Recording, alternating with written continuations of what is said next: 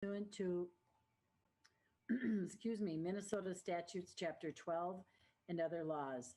Further attendance of the meeting by any member of the city council, city staff, or the public at the regular meeting location in the city council chambers is not feasible due to COVID-19 pandemic and closure of city hall to members of the public.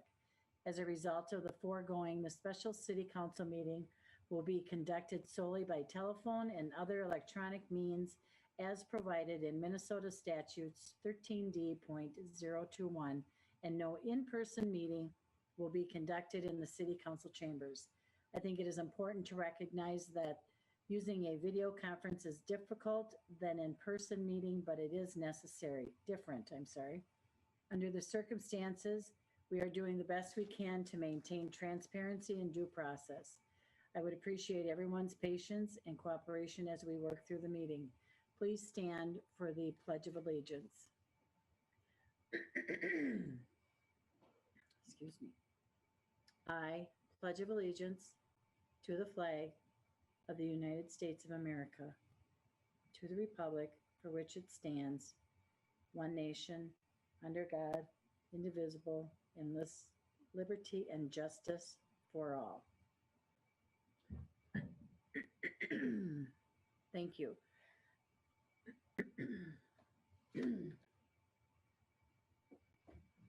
Frog. Seeing that this meeting is being held remotely, when I call your name, please indicate your presence. Councilmember Brox. Here. Councilmember Fulch. Here. Councilmember Fox. Here. Councilmember Leifeld. Here. Councilmember Lund. Here. And Councilmember Vaughn. Here. Let the roll reflect that all council members are present and a quorum has been established. Tonight with us, we have the Dakota County Historical Society and the LeDuc Historic Estate. We have a presentation with Dakota County Historical Society and the LeDuc Estate. Welcome, Matt and Mariah. Yes, thank you. And Mariah is trying to get in. She's having a little difficulty, so hopefully she'll be joining here in a second, but I'll kick it off here. Okay, thanks, Matt. Yeah. So again, I'm Matt Carter. I'm Executive Director for the Dakota County Historical Society. And just doing some updates for the City Council. It's been a few months since our last update, so we wanted to jump in and kind of bring everyone up to speed as to where we are currently. So with this last year, as everyone knows, and we still are feeling some of that now, but with the pandemic, our sites were closed from July of 2020 through about September of 2020. March through July, and then we reopened in July. We were able to reopen the LeDuc Estate for a few months, as well as the Lashy Museum in South St. Paul. We did not get our third site, the Sibley site, open. We did do some outdoor events, but then they had the second mandate to kind of dial back, as it was called. And we did have to reclose our sites a second time in 2020. And then we were able to reopen the Lashy Museum again in South St. Paul. Earlier in the year, the LeDuc Estate, we've been at the site as well as the Sibley site since earlier this year. But with the site not officially open to the public, we had some programs that were done virtually. And I know Mariah, she's able to get her way in here. She'll update on that. Otherwise, I can update on those as well. With our sites being closed, we actually finished in a pretty sound financial position from where we were, against other organizations. We've been fortunate. Financially, we did well. And part of that is, excuse me, with our sites, we were able to quickly pivot. And I know we updated a little bit on this at our last meeting. And we essentially took all of our in-person programming and made them virtual.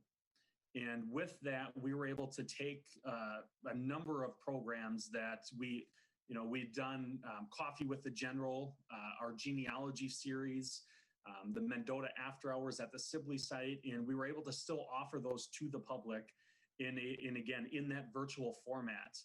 And while it wasn't ideal, it did force our organization to follow through in one of our strategic planning options, which was trying to offer more digital enhancements to the public. And as I mentioned, COVID kind of made us do that a whole lot sooner than we were planning. And with that, we did receive a grant from the Union Pacific Foundation, their COVID relief program, and that allowed us to do more than 50 virtual programs or concerts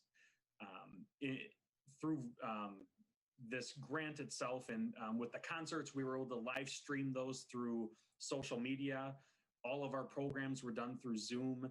And we did have an outdoor event that we were able to put on at each of our sites, a movie night. So we did an outdoor movie theater for the public. And I know we've showed the Night at the Museum movie, and we've actually had a lot of people request we do that again. I know Mariah, she's been in contact with the city of Hastings staff for their outdoor movies to see if there's a chance to kind of partner on those. But some of the stats that we didn't even anticipate, when we first started our virtual programs, we had, 10 or so people signed up, and we thought that was great. But we actually had more than 900 unique registrants through our virtual programming. And they were from 30 different states all across the country. We did some of the tallies, about 190 different cities across the country. And then in Minnesota alone, we had 90 cities from Minnesota represented in our virtual programs, as well as 14 from just within Dakota County itself. And with that, we were actually able to increase by our membership by getting 26 new members that were not members previously, but joined us based on these virtual programs.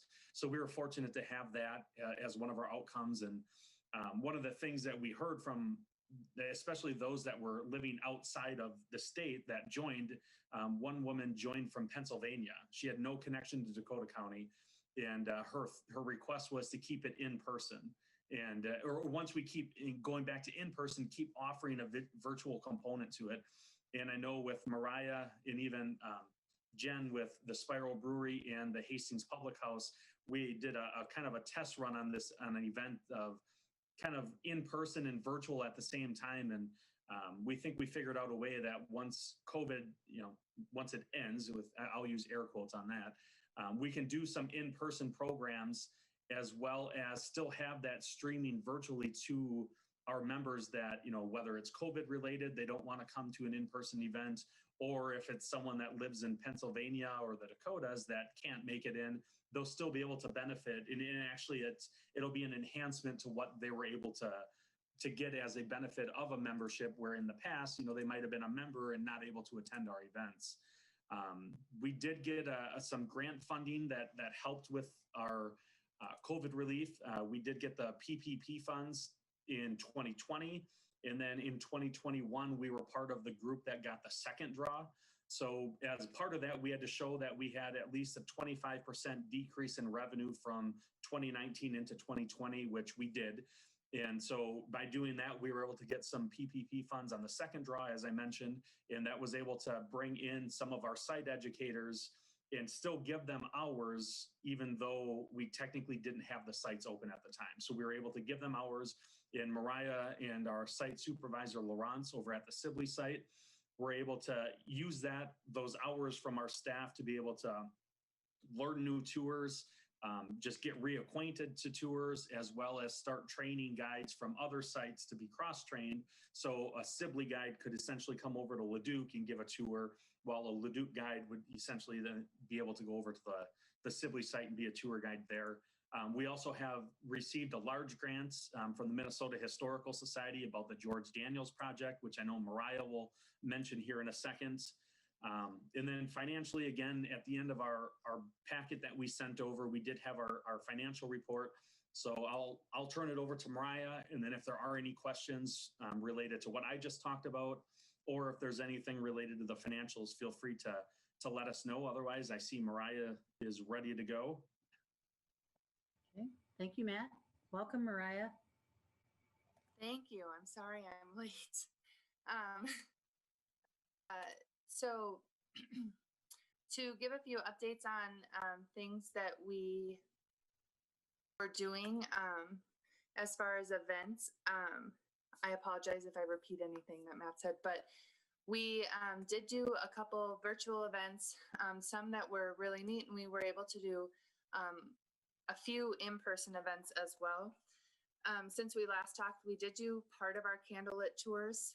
We did have to close again for some of the other ones, and we are working on rescheduling. We're giving people who were not able to do candlelit tours first pick on tours this season. And then we hosted in December 4 virtual events. So we did a virtual painting event, virtual ornament making, a virtual card making, and a virtual baking event and demonstration. And so all of these, except for the painting event, were holiday themed. So we had Victorian Christmas cards, and we discussed the history of Christmas cards and when they got started, and then walked people through how to make them, including making paper lace, and then showing them some really traditional images, some of which are always kind of entertaining because they're a little bit more morbid than you would expect for the holidays. We also did Victorian ornament making, so we made cone ornaments. And then for the baking demonstration, we pulled one of the recipes from the LeDuc family cookbook, and we did gingerbread drop cookies. And all this was funded by the Union Pacific grant, as well as the painting event that we did. So as part of their registration, they actually were sent all of the supplies in the mail. So we shipped those out, and that was all covered by the Union Pacific grant. So they didn't have to pay for the supplies, which was really nice. The ones that we charged for was just to cover some of the staff time and the people that we brought in to do them.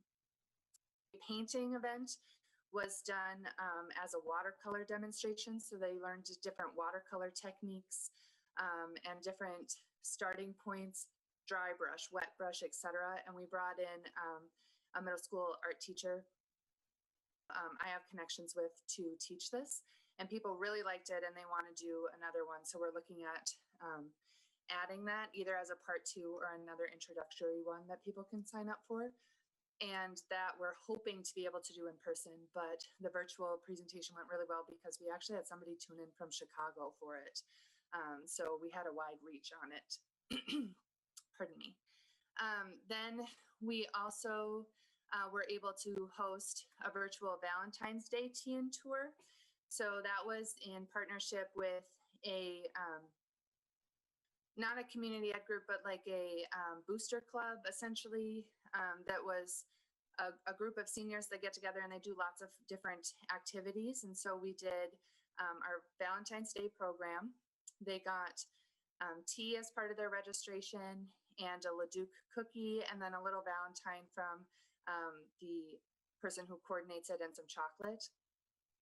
That group didn't take actually any cut of the profits either. They wanted it to be entirely for the LeDuc. So that was really beneficial to us. And then the most exciting event, in my opinion, that we recently put on was that on March 27th, we were able to host a virtual prohibition dinner in partnership with Hastings Public House and Spiral Brewery. And so what we did is we had a 3-course meal and 4 beers that everybody got to try and experience. And then interspersed with eating and the drinks, we gave a presentation that I presented on prohibition in Minnesota. We also gave party favors to everybody who attended as part of their registration. So they got a few fun things like flapper headbands, a bottle opener that looked like a skeleton key, and some photo booth props so that they could take pictures, as well as a virtual background that we developed that they could put up behind them if they wanted to for part of the presentation. And we got a lot of positive feedback about that. And we would love to do more experiences like that and events like that in the future, and hopefully in person as we move towards it too. So it was a great partnership and so much fun to do. Work with Jen and Nicole to do that. So it was a lot of fun. We are doing school tours, though we're doing virtual ones like we did last year. So we'll still be seeing Pinecrest second graders through Zoom. Last year when we did this, we did send them a virtual, sorry, it's not a virtual, we sent them a scavenger hunt that we put together. So it has photos of things that they can find around the house so that they can take a look as we're going through the tour for these specific items. And then the teachers will send me what they would like highlighted for their class.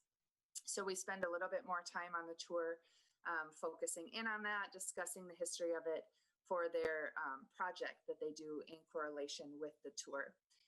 Last year we did it in groups of 2 classes and then 3. This year they're actually all going to have their own tour per classroom so that they have more time to ask questions, more time to interact. And then the teachers can do it sort of on their own schedule versus pushing them together.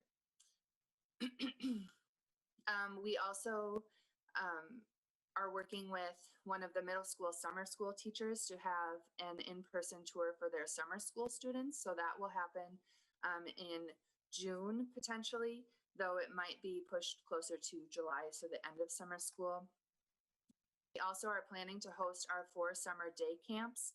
We're just isolating dates. We had some of the people who are going to be instructing have some issues, and so they're just getting back to me with their final decision on when they can teach the class that they're going to, and those should be up hopefully by tomorrow, because I'm just waiting for one more. And we are planning to host our annual Civil War weekend this year and in person. So we're really hoping that that sticks and that we'll be able to do it. The reenactors are really excited to come and to be here. And we really think that we should be able to do it successfully. So we're keeping our fingers crossed that that stays on track. And the reenactors are really excited. Our theme this year is going to be the 160th anniversary of the start of the Civil War. So we'll focus on that, getting how the ball got rolling. Also Minnesota being the first state in the Union to volunteer troops to fight in the Civil War, and things along those lines. And I think that's the highlight reel. So if you have any questions, please let me know and we can focus more on that as well. Yeah, and the one thing I'll add real quick, thank you, Mariah, the George Daniels project that we're working on. Oh my gosh, that's my favorite. Sorry, Matt. That was the grant that we received from the Minnesota Historical Society, and we were able to hire the 106 group as an outside consulting firm to come in and help us identify themes and concepts for enhancing our exhibit on George Daniels. So if you're not familiar, George Daniels was a slave that served in the Confederate Army and then played dead on the battlefield and made his way in the cover of darkness to the Union lines. And then eventually he met William LeDuc, and William hired him to come back and help transport goods back to Hastings. And then he lived in Hastings and worked as a hired hand for the LeDuc family. And there's much more to his story, but that's a quick summary. And so we're working with the 106 group on this project, and we've put together a stakeholder group that includes Councilmember Fulch, as well as some of the descendants of the early Black pioneering families in Hastings with the Wallace, Curry, and Daniels families. We also have some business owners in town, and we had a stakeholder session earlier that was kind of a workshop where we talked about anything and everything related to the stories and what we want to be able to tell and how we want to present it. And the biggest thing we took away from that is the stakeholder group believes that this project could be the start of something much bigger than just a simple exhibit. It's a way to bring social activism and history field together. And they were talking, and I think we had to pump the brakes a little bit, but they were talking about having this exhibit be the start of bus tours that travel around the country looking at civil rights and just African-American history in general. And we said, well, maybe we need to kind of focus it on Minnesota first. But that's the idea, is that it's going to be able to expand beyond just the LeDuc site in Hastings. And I know earlier today we had the 106 group out at the site, and we were walking through the grounds. And as we walked through the grounds, they were visually trying to conceptualize what this could look like and how we can expand it beyond just a small part of the story inside the carriage barn and use the entire grounds and potentially other locations throughout Hastings. And so that it's a really exciting project, and we'll be pulling together the stakeholder group. We hope later in June. I know we just got an email sent over this afternoon from the 106 group wanting to pull together the stakeholder group to start going over some of their concepts that they're putting together. And our goal is to have this done by the September into October. We're hoping to still hit our September deadline. And then we'll have that ability to use this concept design by the 106 group and move forward with additional funding opportunities to then essentially build this new enhanced exhibit. And whatever that looks like, we're still working through that with the 106 group. So with that, if there's any questions for myself or Mariah, we're happy to answer them. Okay. Thank you, Matt, and thank you, Mariah. I can hear the excitement in your voice, Mariah. You just get so excited. So we're happy that you're at your job where you have a passion and supporting our local beautiful LeDuc estates. I was amazed when I heard the your figures of attendance. I couldn't believe it. 30 states. I mean, that's amazing. So thanks for all you do, and I'll say it again. I mean, we've heard it all, but you're pivoting through this time, and I think it's going to be a joy to have you reopen and people to be able to visit again. Yeah, and I don't know if Matt mentioned, but we did open for tours on Thursday, and we've already had 17 people come through the site, which is pretty good for an opening weekend in May. So That's great. Fingers crossed that it keeps on that track. Yes. Councilmember Fulch. Thank you, Your Honor. As Matt had mentioned, I participated in one of the stakeholder groups, and I think something that is really interesting is the idea of also, as Matt had mentioned, about expanding off of the LeDuc site, and then also I had also been privy to an AAUW conversation with the descendants of these Black families that had their church burned down. Matt, help me here. It was the Brown Church, if I remember correctly, or Mariah, Yes. and how. Yes. And how significant that was, as a turning point, in our community, and the fleeing of these Black families from our community, and just and what was really interesting is that, and I'll try to be brief, is that they would like to see an initiative done with the city to mark somehow the burning of the church, and be that a marker in a park nearby that location or at the site or something to that effect. And they had brought up about how there had been conversations with city staff, but this maybe goes to our council workshop earlier about wouldn't it be nice if we knew about those conversations when they happen. And so I just didn't want that to get lost, because I thought it was really an exciting idea to have some synergy around this and noting of the Black history within our community. So thank you, Mariah, and thank you, Matt, for all of your work. Thank you. Thank you. Any other discussion, council? Well, thanks for stepping in tonight, and someday we'll see you in the future. We're hoping in person. So thanks for all you do, and hopefully have a opening season and continue to be open. All right. Thanks, guys. Thanks, Mariah. Thanks, Matt. Thank you. Council members, are there any corrections to the minutes from the regular meeting of May 3rd?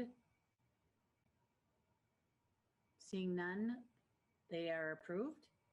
Tonight we have comments from the audience, and for public comments, we have options for comments to be emailed prior to the meeting, as well as an interactive feature during the meeting. For the emailed comments, they have been forwarded to the City Council and their receipt is acknowledged. Please recognize that items not on the agenda will not be discussed this evening. We ask the attendees use the raised hand feature, and they will be invited to speak one at a time. I also want to remind everyone that the public comment period is not intended for an extended dialogue. Is there anyone here that would like to address the council at this time?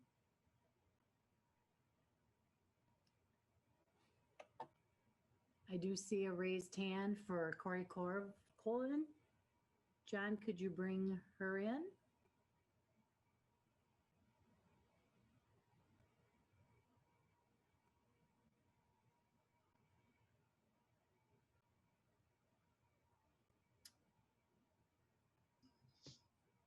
Welcome, Corey. Welcome, Corey.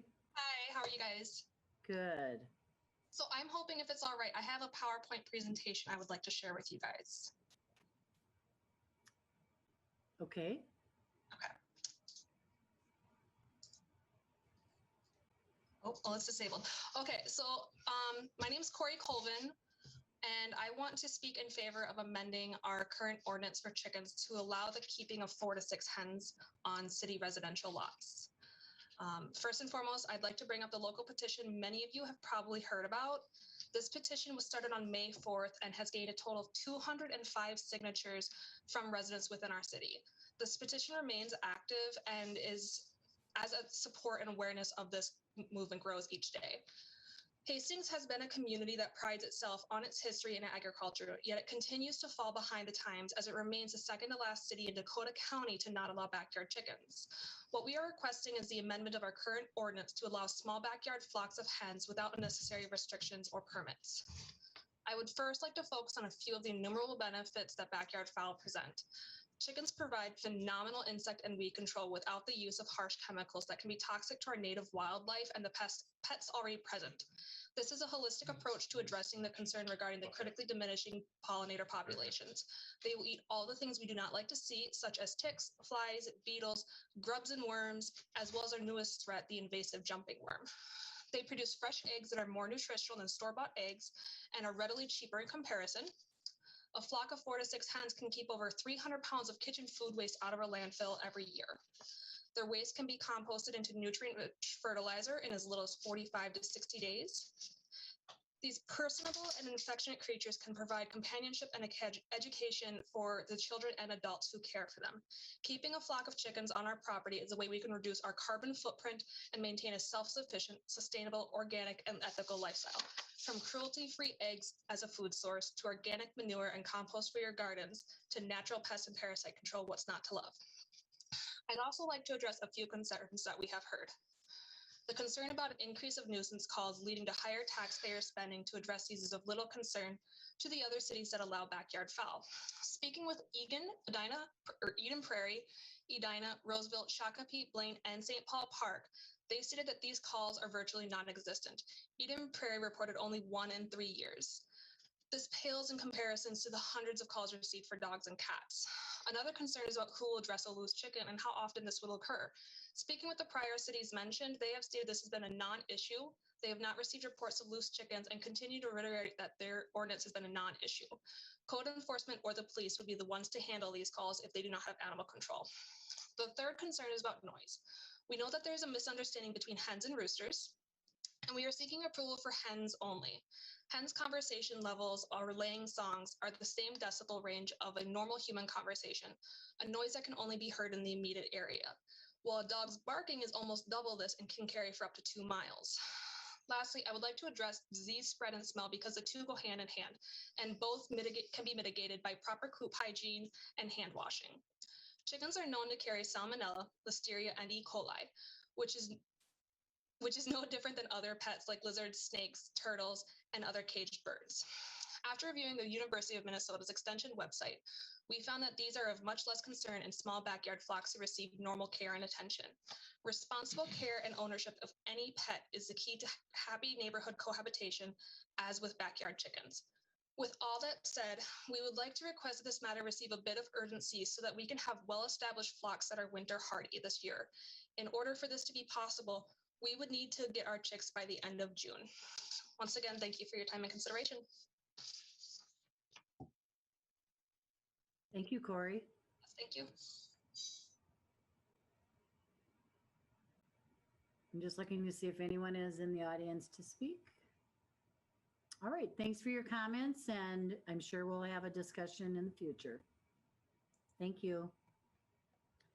Council, is there any items? Mayor? Oh. Mayor, there's one more person in the audience with their hand Okay. raised. Sorry, I didn't see that. Okay, should I bring him into the meeting? Sure. Okay, maybe. I beat you to it, John. Hi, can you hear me? Yes. Great. Good evening, Mayor Fassbender, council members, and staff. My name is Lane Johnson Crump, and I'd like to also speak in favor of amending the chicken ordinance to allow chickens, both as a private citizen and as the current president of the Hastings Environmental Protectors. The Hastings Environmental Protectors, or HEP, began in the early 2000s as a citizen conservation group. Our vision statement, which guides our work in the community, says, "We envision an economically thriving river community where our stewardship protects natural habitats as we adapt to climate change and other challenges for a sustainable future." Sustainability is multifaceted, as you know from the city's work with the Green Step Cities program. Allowing residents of Hastings to raise chickens in their backyard is outlined in the Green Steps Challenge under Step 5 and is best practice number 27. The option to raise and grow your own food helps build a system of food justice that sees access to quality, nutritious food as a right for everyone, not just those who can afford it. Chickens raised with sunlight, fresh air, and healthy flocks with adequate opportunities to forage lay eggs that have 2 times the omega-3 fatty acids, 3 times the vitamin E, a third of the cholesterol, and a quarter of the saturated fat of conventional eggs. Local pasture-raised eggs can cost up to $5 a dozen at Cub or Spiral Co-op, which limits the ability of those on fixed incomes or with a small food budget from accessing them. By keeping their own chickens, residents can support some of their food needs in a way that doesn't feed large-scale poultry production, an industry that pollutes the air, water, and soil, causing asthma, bronchitis, heart disease, lung cancer, and which largely affects communities of color and low-income populations who live near the large poultry warehouses. Not to mention the risk of avian-transmitted viruses and antimicrobial-resistant pathogens, or superbugs, that are resistant to treatment by antibiotics and other medicines, in part due to the over-reliance of such medicines in animal agriculture. In 2020, the MPCA published an environmental worksheet on a proposed poultry feedlot in Meeker County that would hold 1.65 million chickens and could emit approximately 17,000 tons of carbon dioxide. The worksheet also outlined the need for 10 new wells to annually draw up to 25 million gallons of water. In an age where our local wells are becoming increasingly polluted and other states want the water that Minnesota has, HEP supports moving away from an agricultural system that degrades our land and water and towards a system where people can support their families and communities and build a connection to the food they eat. We hope that the city will agree that the option for families to grow and raise food in a way that supports their values is a right that citizens should have. Thank you for your time and commitment to hearing from the citizens of Hastings. Thank you, Lane, for your comments. And I think there's one more, Sasha.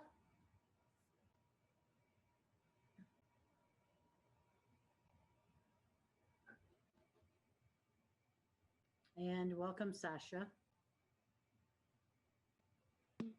Hi, I don't think my camera's working, but I just wanted to also get my comment in there for being in favor of chickens. And I think the other ladies said everything really well as to all the benefits and lack of drawbacks to people keeping chickens in their backyards. So that is all I want to say. I'm in favor of chickens. Okay, thank you, Sasha. I see no other hands raised. John, do you see any? See, okay. Thank you all for your comments. Mayor, Yes, is it worthwhile to explain kind of the procedural posture of this issue as it stands and what would need to happen for a change to occur? Just to Sure. respond to some of the comments that have been made. I think that would be helpful maybe. sure. So moving forward, my assumption is that one of the council members will reach out to our city administrator and ask this to be put on the agenda for possibly the next council meeting, which would be June 7th. And then the process will go from there. Councilmember Liefeld. Thank you, Your Honor. Based on your clarification, I would like to make that reach out. I would like to request that the topic of the ordinance change to allow for the keeping of chickens be brought back before the council at our next meeting on June 7th. Okay.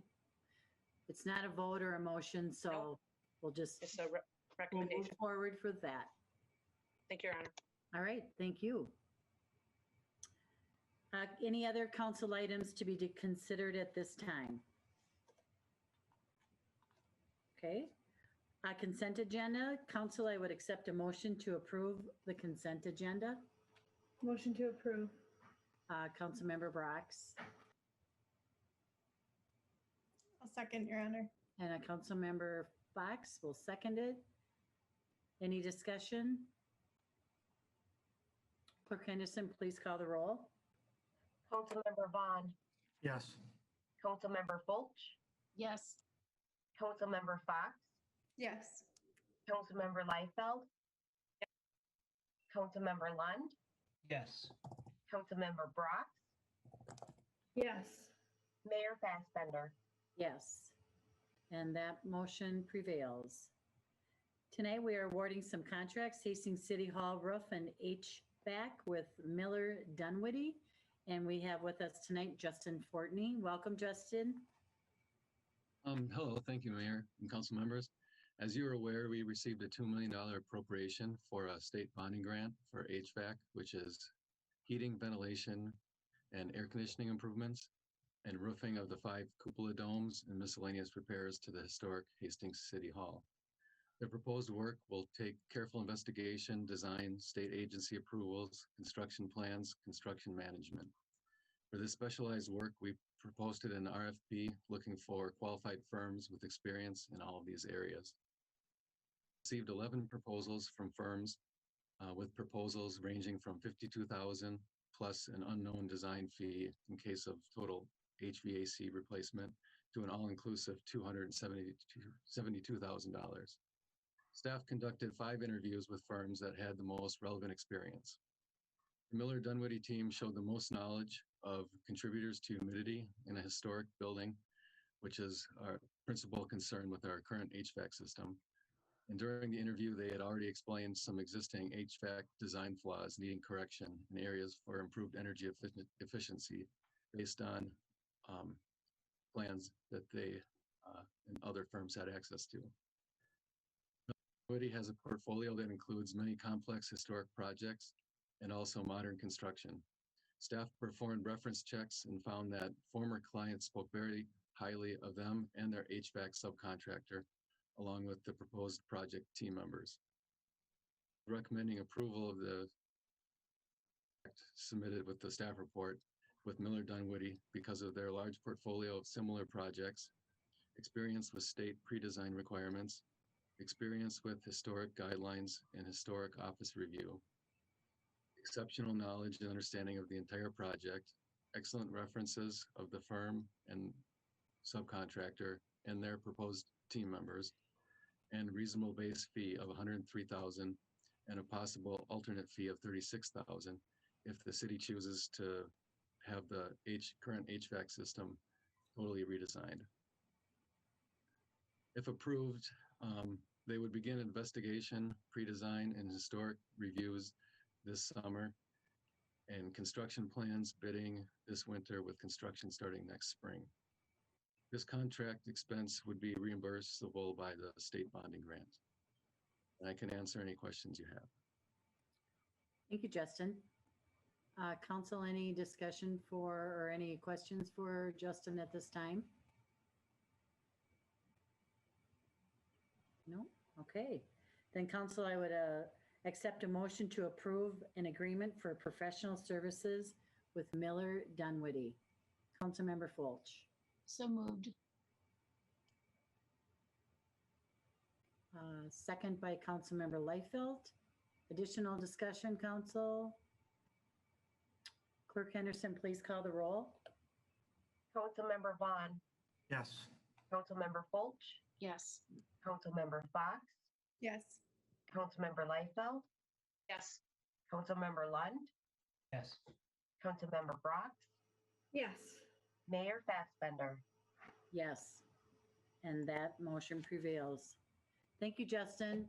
Look forward to seeing that start to repair. Yes, thank you. Tonight we have a public hearing for the Sidewalk Cafe license for Froth and Cork, doing business as Froth and Cork on 110 4th Street East. And for this item, we have Community Development Director John Hinsman with us. and we will be followed by a public hearing and a potential action by council. Thank you, Mayor, City Council members. I'll give you some background information prior to the public hearing tonight. This is another Sidewalk Cafe license. This is at the Froth in Cork, located across the street from City Hall. They will need to enter into a license agreement to confirm their insurance upon the actions tonight. We have, as a staff, have reviewed the application itself. The only comment that we had in additional was that they adhered to the ADA Act for the placement of their tables and chairs. So I'll share my screen here showing what they're proposing to do, which is to install a few tables and chairs. Is located here between the sidewalk and the building. So the building is here, kind of an older picture. They would install the chairs and tables in this location and then over here. This is consistent with what they did last year as well. So we are confident that the right-of-way and the ability for people to pass through on the sidewalk would be not compromised. So we are recommending approval of this. We did send a public hearing notice of this hearing out to neighbors within 350 feet. We did receive a couple of comments back in support of the application itself. So I can stand for any questions you may have. And this is a public hearing. You may open it at this time as well. Thank you.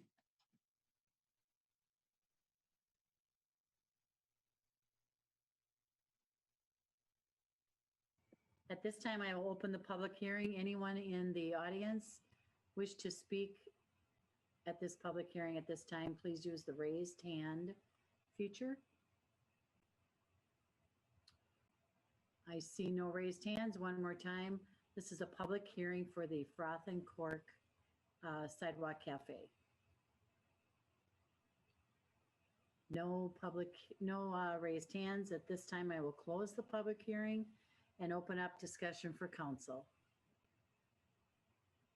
Any discussion, council? Councilmember Lund. I'd like to make a motion to approve. Thank you, Second. Councilmember Lund. And Councilmember Brock's a second. Additional discussion, council? Clerk Henderson, please call the roll. Yes, but you're muted, Erica. I must have muted myself. Councilmember Vaughn. Yes. Councilmember Fulch. Yes. Councilmember Fox. Yes. Councilmember Liefeld. Yes. Councilmember Lund. Yes. Councilmember Brock. Yes. Mayor Fassbender. Yes. And that motion prevails. Tonight under Parks and Rec, we have diseased and hazardous Boulevard tree. And with us, we have Parks and Recs Director, Chris Jenkins. Welcome, Chris. Thank you, Mayor and Council. Yes, tonight we're discussing diseased and hazardous boulevard trees as well as city ordinance. The council action requested tonight is to support the recommendations to remove and replace as well as protect boulevard trees and to implement a hardship relief program for qualified individuals. I'll keep the background a little bit brief here. I think most of council is fairly well informed, but there is an infestation of emerald ash borer in Hastings, first identified in 2016. Since that time, the city has partnered with Rainbow Tree Care for protection. Council was supportive of protecting ash trees so that those can remain. We've done that, like I said, since 2017, and each year Rainbow Tree Care treated over 400 ash trees in Hastings. Along with that, our city forester treats between 150 and 175 ash trees in parks and public spaces. So just a note that there is really good work that is being done. Despite all that good work, emerald ash borer continues to migrate through town. And what we have is City Ordinance 95.04.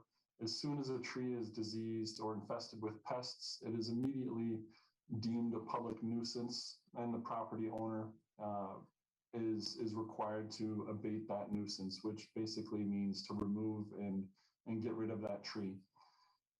City ordinance also requires for the stump to be removed from a boulevard tree as well as a boulevard tree to be replanted. A lot of information here. We're talking about the northeast quadrant of Hastings. We had applied for a Department of Natural Resources grant that would have fully funded the removal of 49 trees and the replacement of those trees as well. We were not successful with that grant, so our current inventory of currently infested ash boulevard trees is in that northeast quadrant, which makes sense due to where the initial infestation was found, which again is in northeast Hastings. So we got a lot of information here, a lot of good stuff, and the Parks and Recreation Committee as well as the Finance Committee have both discussed this plan. And what we're asking is for council to support staff as they enforce our current ordinance and policy and to develop a hardship relief program for qualified individuals. I'll run through removals and replacement and protection fairly quickly here. Basically, there's 49 trees that we have currently identified that need to be removed. Property owners are responsible to pay for that removal, get that removal done, as well as remove the stump and replace the tree.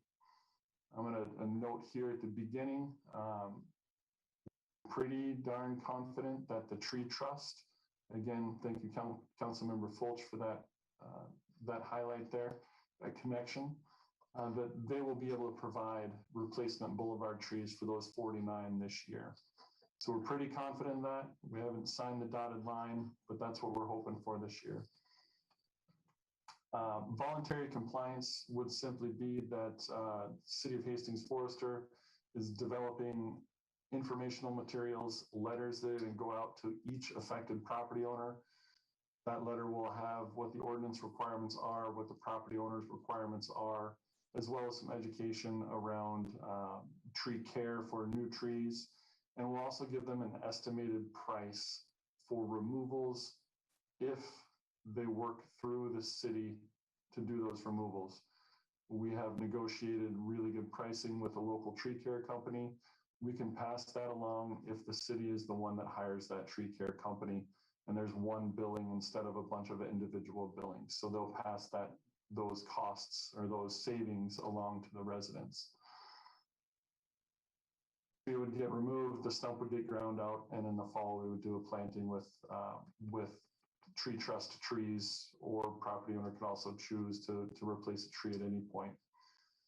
Non-compliance, if folks get the letter, don't respond to the letter, don't do anything, city staff will simply hire the contractor to remove that tree, grind the stump, and put in a replacement.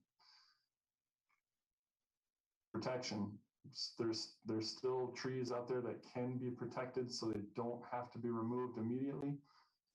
Protection is effective.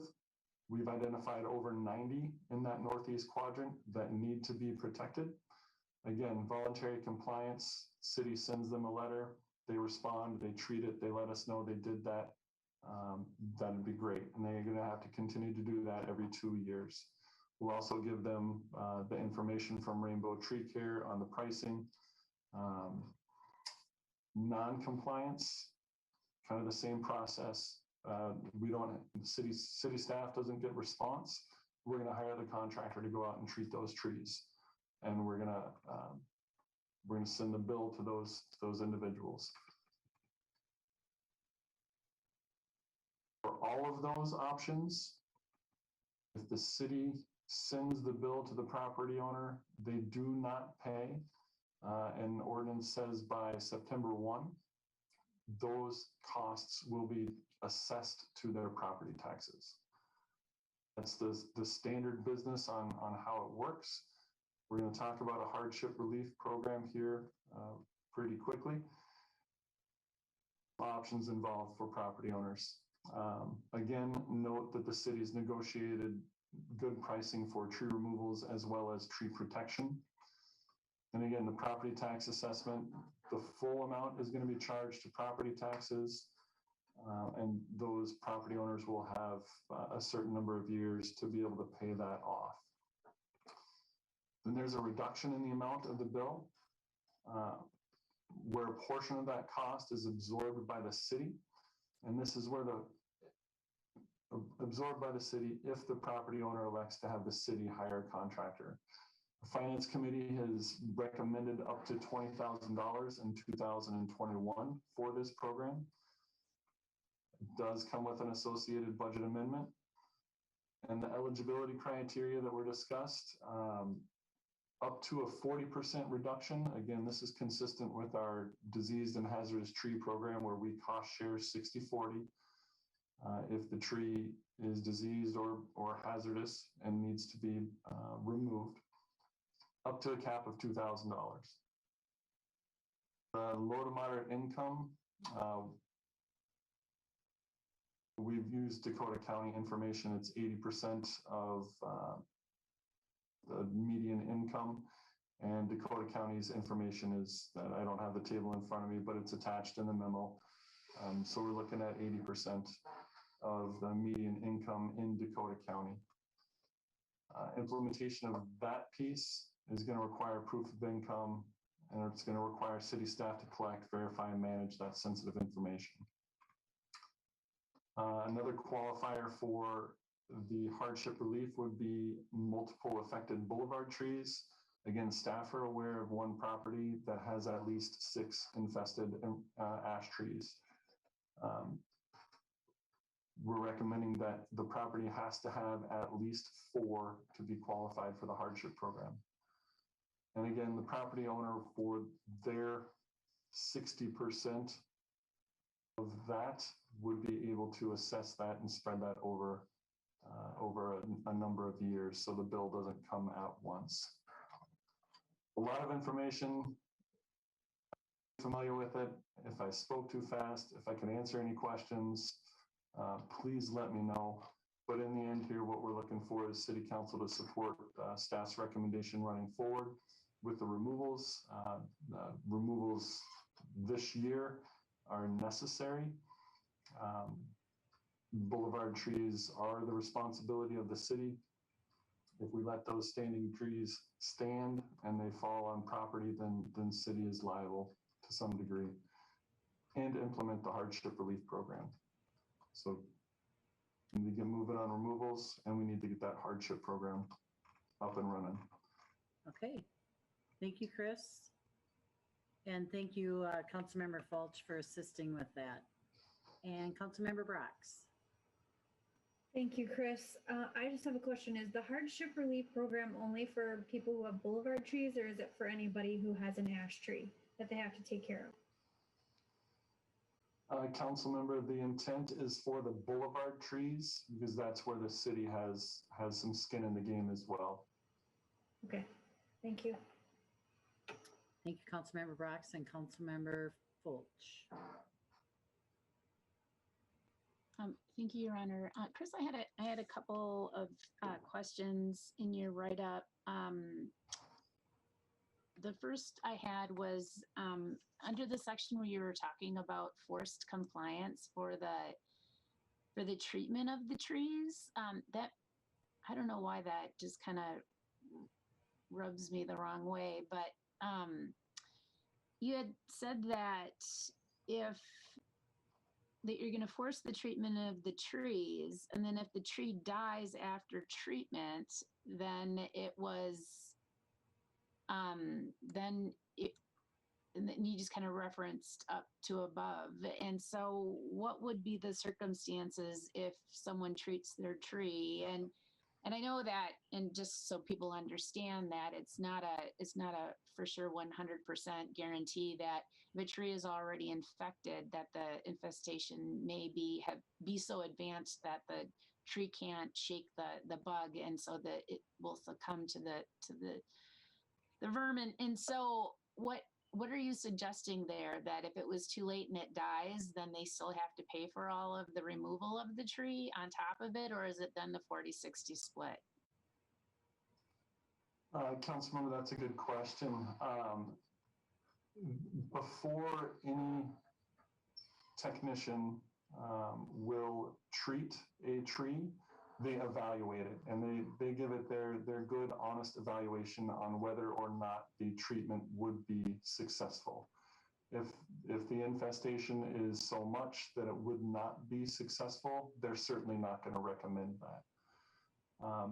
But if the tree is deemed to be protectable, savable through insecticide injection, then we would take that information and yes, to your point, that tree would then come into the category of being a 60-40 split because they are actively maintaining that tree. And it was deemed at that time that it was a tree that would be savable. Well, just to clarify, my experience with my colleagues has been that when I, my day job, we treated some emerald ash, some ash trees, and yet, and it was thought that the tree looked fine, and then they still succumbed to the ash tree. So it does happen.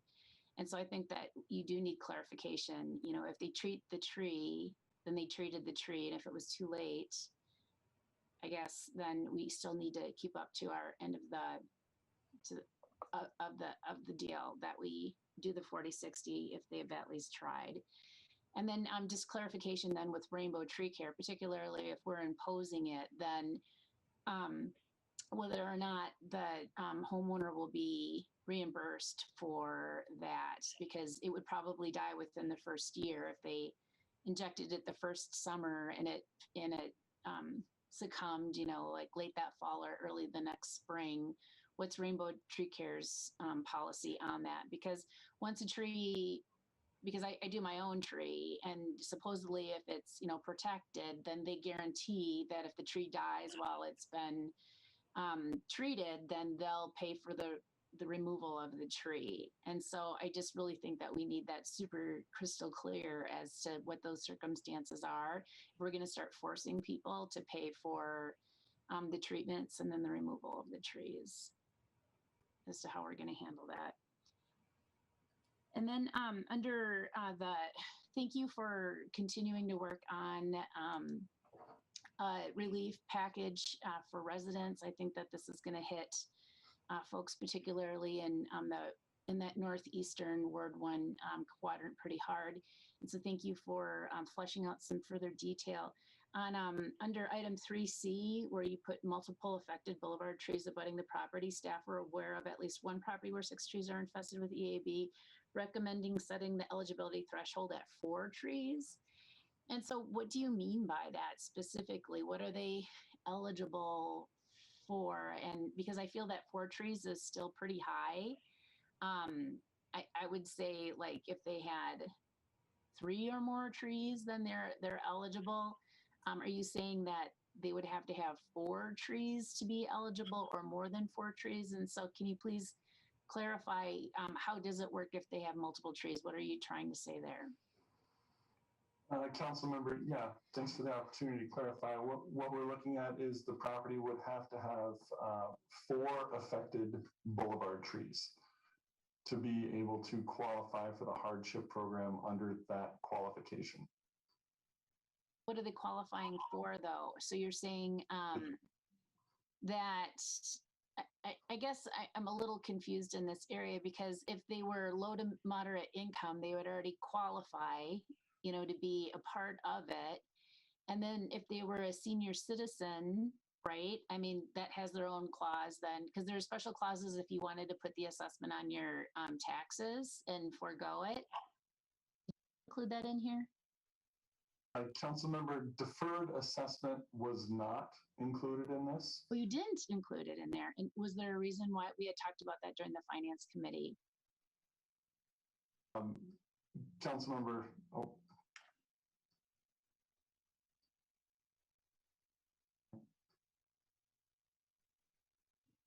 I can find my mouse. Couple things. One, back up on the eligibility for the hardship assessment. The hardship assessment as drafted is basically being able to get in on that 40-60 split. So consistent with what we have on if somebody had treated the tree we're not worried about that, but we're keeping consistent on what that split is. So we don't have some that are 40-60 and a different program that's 50-50 and a different program a different. So 40-60 up to $2,000. So in order to be eligible for that cost share, that reduction, either they have to be low, moderate income, case their bill, whether it's one tree or 6 trees, their bill would be that 40-60 up to $2,000. Or if they have 4 or more trees. So maybe their income is higher than that threshold limit, but recognize they've got 4 trees, 5 trees, and giving that higher income resident a break. That's just trying to give clarification on that question. The deferral question, simply a matter again of consistency. We don't have a policy for deferring assessments on streets or any of the other places that we might have assessments, and trying to have, as best we can, consistency across our policies. So although that was one of several tools that were discussed, the actual buy down, as well as being able to spread it over years, seem to have the greatest interest. And here's a way to basically still keep that consistency piece. So that's where the recommended hardship program did not include a deferral for senior citizens or disabled. Still could be eligible under the low moderate income or the multiple tree cell. Well, you could be, I don't know, I would disagree with that. You may be elderly or disabled, but not qualify under the low to moderate income threshold.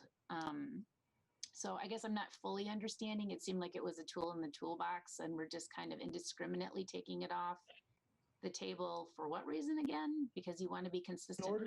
Yes, in order to be consistent with our other assessment policies. I don't think it's at all indiscriminate. It's being consistent with our existing policies. And our existing policy, again, that would be for the assessment if it was a street reconstruction project? Street assessments, utility service lines, potentially other current services. We do not have a deferral policy, period. So any other place we do assessments does not have that deferral option. State statute allows the city to put in place a policy, but we never have. Okay, because we didn't talk about that before, that we didn't have a policy in general. It seemed to me that it was on the table, and if it's a tool that we could be using in our toolbox, I think that we should be using it. I was under the assumption that we were going to move forward with that, just because I think it's another option. I think that if you have 3 or more of these trees on your property, and then depending on how large they are, I mean, the ones that I've noticed while I've been door knocking are in Ward 1, and where the parcel will be lined with the trees. You'll see several of the trees along, the curb, especially if it's a corner house, you'll see it. And so, so I'm really concerned, 3 trees is pretty significant, and having to remove them all at once, not knowing how this is going to look moving forward, because you could have, usually, Emerald Ash Borer moves in clusters, right, where it takes out groupings of trees. And so I'm assuming that if one had to go, they all have to go within at least a year or 2 of one another. And so I would advocate for changing that to being 3 or more, and then qualifying for the hardship.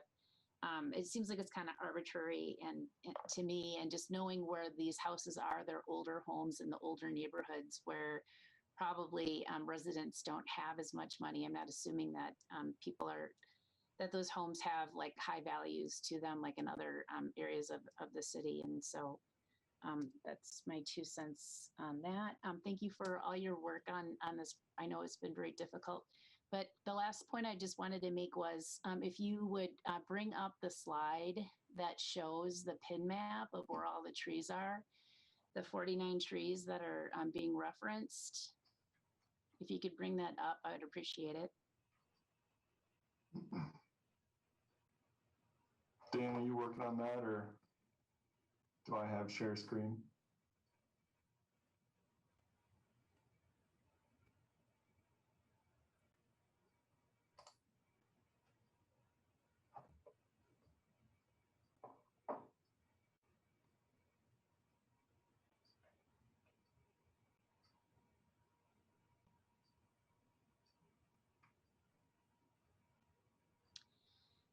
So as we're waiting for that to be pulled up, the point I wanted to make is for the last few years, I've been talking about whenever we have, the annual the neighborhood reconstruction projects that happen, the street reconstruction projects where we're touching both the sidewalks and the street itself, and how we have not been making any effort to go and identify where all the ash trees are and then begin to systematically remove them.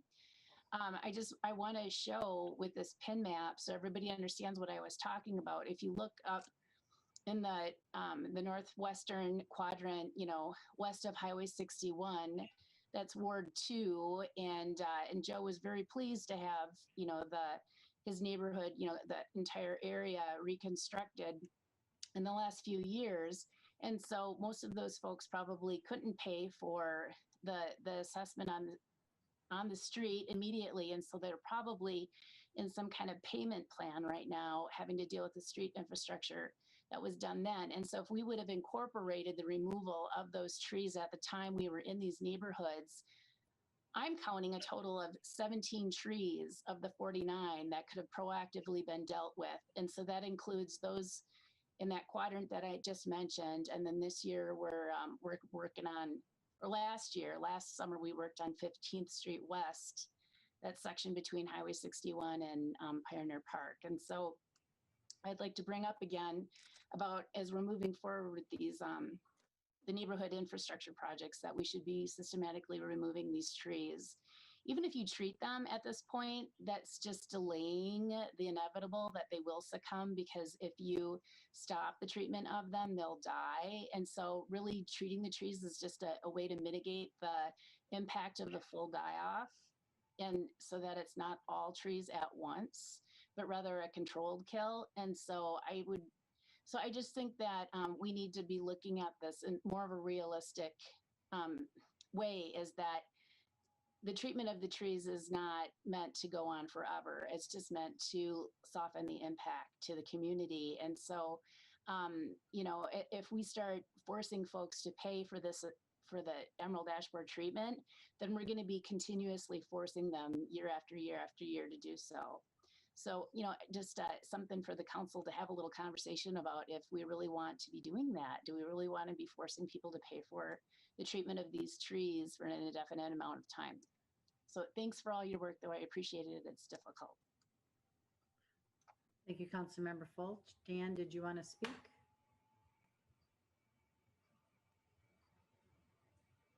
I lost my comment, so. Okay. And everything froze up, so I couldn't take down my hand. I couldn't unmute, so thank you. Okay. Thank you.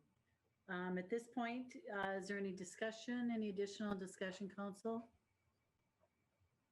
Okay, I would accept a motion to approve the staff recommendations regarding removal, replacement, and treatment of boulevard trees, implementing a hardship program, relief program, and the associated 2021 budget amendment as outlined in the memo. So moved, Your Honor. Councilmember Vaughn, Second, Your Honor. a second by Councilmember Fox. Any additional discussion? Clerk Anderson, please call the roll. Your Honor. Oh, yes, Councilmember Lightfoot. Thank you. Just a point of clarification, if we were to vote no to this, well, if we were to vote yes to it, it stands as is, as presented with the more than 4 trees and all of that, correct? And if we were to vote no, would we have then the opportunity to change have it relooked at as to the numbers, as Councilmember Fulch indicated? I do have some concern. I know how costly it can be. scared to death that one of my trees is going to go down out here. But I can see that being a hardship for a lot of people. So I would be in favor of us re-looking at the actual logistics to the numbers that Chris had given to us. So if we were to vote no, would we be able to put this back, or what kind of delays would we be dealing with? Chris, maybe that's a question for you. What would that do with your time frame or anything if we were to? Council member, it would move and shift a couple of target dates, specifically treatment by July 1st. That date's chosen because if property owners do not treat, that still provides enough of the season for staff to be able to treat. And I'm not procedurally here, but would a council member be able to make an amendment to drop that from 4 to 3, then vote on that amendment, and then vote on the original? Corey, is that your suggestion, Corey? Yeah, actually, members of the council, the deferred policy or the assessment hardship program will have to come back to you in the form of a resolution. So you still have time to tweak the criteria and the eligibility factors. What we're hearing, obviously the staff recommendation is 4. We can keep 4 in it. If there's enough support for 3, we can reduce it to 3 trees, but that will ultimately come back to you for approval. Okay, thank you, Corey. I have a question, Mayor. Councilmember Brox. Thank you. Chris, how would the numbers affect the amount of money that's being allocated? Because if it's moving from 4 trees to 3 trees, obviously that has a budget impact. Would that make the amount of money that's being suggested to be allocated not enough? Would that also have to be amended? I mean, so there's a series of things here, it's not just a number, it's also an amount of money. Councilmember, yeah, I'll do my best here. 4 trees versus 3 trees is simply for an eligibility criteria. And again, the city's share is capped at % or $2,000 as a max. So the city wouldn't invest, or the city wouldn't have to pay more than $2,000 per property. Okay, so it wouldn't cause us to not be able to give out as many grants nor cover as many trees because it's capped. So the amount of money would remain the same. Yeah, I'm trying to remember the math that we discussed when we. And I'm sorry, I wasn't on the committee, so I know I'm being a bugger, but I just want to be clear because I wasn't there for this discussion. Dan? The estimate for removal of these 49 trees plus removing the stumps is about $37,000. So the $20,000 allocation is greater than half the cost. So in some fashion, even if every tree, every resident wound up eligible, mathematically, you're not going to use that full 20. Thank you for that clarification. Councilmember Fulch, your hand is raised. Your Honor, I just wanted to also clarify that if it was the 40-60 split and then it was $2,000, the average tree removal is like between $1,000 and $1,500. And so start doing the math, and just because I'm math challenged, you just say about half, like 50%. If it was a 50% cost split, that would probably cover about 4 trees being removed if you were up at about a $2,000 max, where you're doing that cost split. And so if we lowered it to being 3 or more, and the maximum amount is 6 trees on any parcel. So that would be 3, 4, 5, and 6. And so that would actually cover that they would actually probably start getting up to that $2,000 max, if that makes sense. Just math. Thank you, Councilmember Fulch. There is a motion on the floor at this time.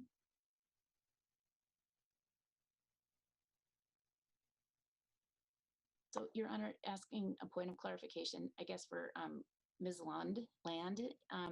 And so how is it that then we have this conversation moving forward? So, I mean, do we make an amendment to the original motion for emotional to approve just to change that particular item? Or I guess I don't understand when you say that it's going to come back in the form of a resolution. What is that resolution then going to look like? Because this is the first time we're having an opportunity to actually talk about the specifics, because when this went to the committees, to the Finance Committee and then the Parks Committee, we didn't talk about all the fine details. We talked more about concepts. Like I was saying before, we had talked about that the deferred tax assessment was going to be an option, and then now it's not, now that they've worked through some of the details, and we didn't talk about 3 versus 3 trees and things of that nature. So how is it that we dive into the minutia here? Because I know it gets a little harder when you have a resolution that's before you to start tweaking that stuff.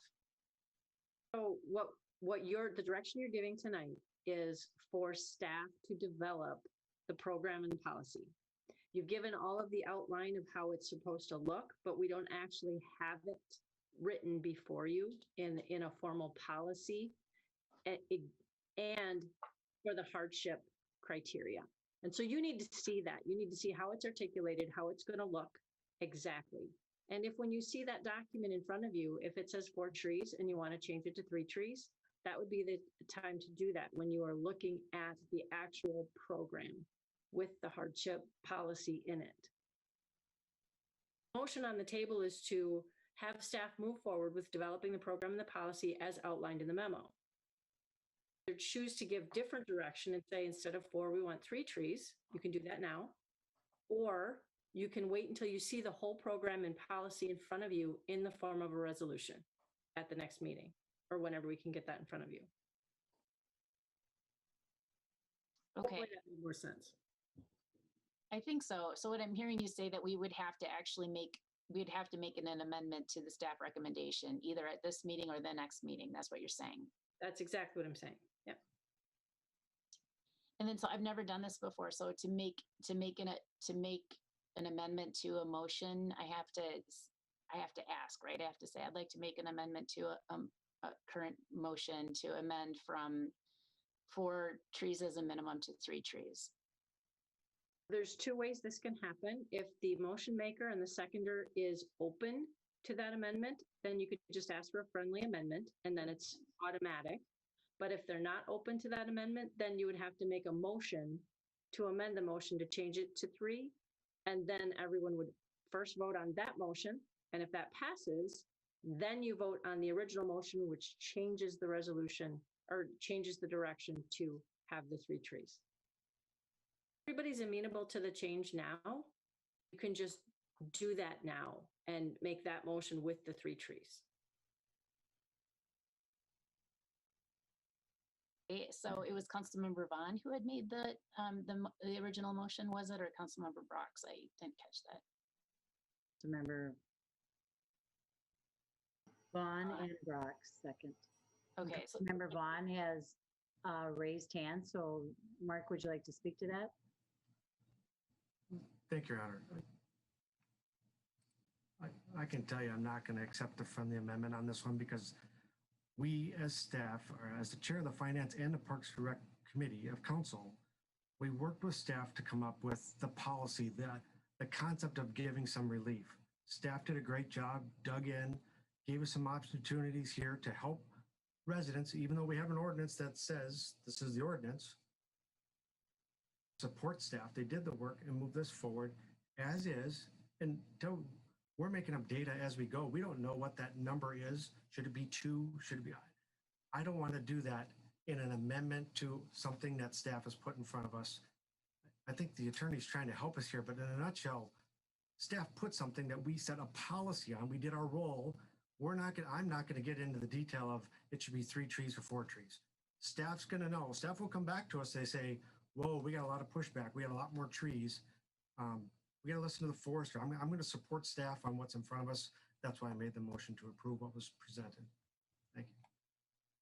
Thank you, Councilmember Vaughn. And Councilor, you stated we will be able to revisit this. If we vote yes today, all we're doing is moving it forward. Staff, a recommendation to continue to move forward. Correct. It will come back before you for final adoption. Okay. There's a first and second. Any other additional council? Clerk Henderson, please call the roll. Member Vaughn, Yes. Councilmember Fulch, Oh, Councilmember Fox, Yes. Councilmember Liefeld, Yes. Councilmember Lund, Yes. Councilmember Froth, Yes. Mayor Fassbender. Yes. Motion prevails. Thank you, Chris, for all your work. And we will be looking for the resolution. Right under administration, we have appointment of Kelly Murtaugh as our Assistant City Administrator, Human Resources Director. And we, Mayor, I think you may have missed a step there. I did? We've got the discussion of the motor coach commerce. Oh, I forgot. Sorry. I did miss a step. Sorry, John. No problem. Thank you. I could proceed if you'd like me to. At this Okay, point. sure. John will be talking tonight on we have a resolution for the interim use permit and then also a resolution for the site plan. John. Thank you, Mayor, City Council members. I'm sorry. As the mayor pointed out, there's 2 items for your consideration tonight, both referring to the same project. That is the construction of a 12-unit motor coach commerce facility by Hastings Commons LLC. This would be located on a 1-acre property at 25th and Vermilion Street on the east side. This is a vacant lot that is located between Vermilion Street and the Coratel Inn and Suite. So I'm going to share my screen to give a little more information of what we're looking at here. Here is the site itself, Highway 61 Vermilion, Coratel Inn, Hastings Terrace, Semstone, other businesses, the Civic Arena down here. So this is the location of what we're looking for. The council is familiar with this project. We've discussed in some generalities the desire of the applicant to move forward with this type of development on the site. You are aware that we executed a settlement agreement not too long ago. The settlement agreement contained language pertaining to the adoption of an interim use permit policy that could be applied for this type of use, and also gave the ability for the council to consider this type of use. The council and planning commission did review and did amend the city code to allow for an interim use permit. What an interim use permit is in its name, interim. It's temporary. You may be aware of our special use permit. A special use and an interim use are somewhat similar in the effect that they are allowed within a zoning district, conditions that can be set specific to its operation. A difference in an interim use permit situation is that it has a limited time frame with it. It's not indefinite like a special use permit could be on this. And we would also have, along with this approval, if the council took action on it, a specific use agreement that would be brought forward for consideration.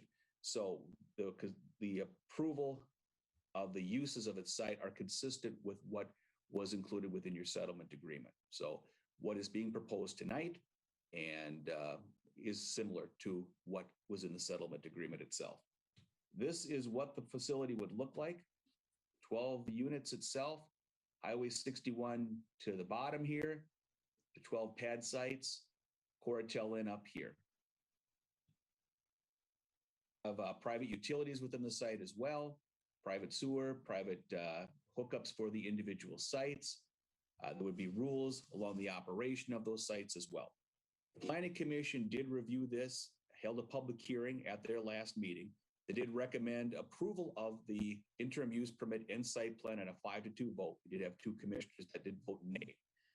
There was no testimony given during the public hearing. However, we did receive 3 comments prior to the meeting that within your packet. To summarize those generally, they had some questions about the use of the site and some opposition towards the use on the site.